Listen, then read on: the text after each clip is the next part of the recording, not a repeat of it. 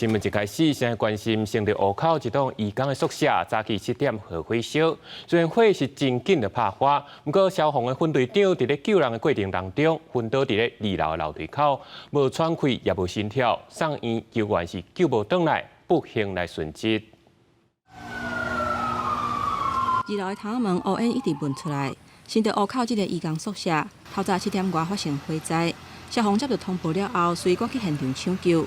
附近的民众是议论纷纷。消防车停在我家门口，我就吓一跳。出来看的时候，就已经浓烟密布了啦，就已经延烧到2楼，整个都是黑烟。该就是租这个房子，可以分给好几个人住这样。上面很多隔间就对了。还会分很多人住。警消推测，导火的地点是伫2楼，随救水线拍火，火势伫8点半左右拍花。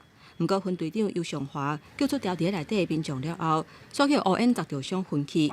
当时发现的时阵，已经倒伫涂骹无生命的现象，紧急送病院抢救，也是不幸过往。到2楼部分，其实那个烟很大能见度很低啊。那在后续部分就发生了一些我们不想看到的结果。可是后续的话，还是要静待那个司法或是一些火调查部分。新竹县消防局表示，因讲孙一个分队长尤尚华是警大81期毕业的，2022年去新竹县服务，进前伫咧新北市消防局服务。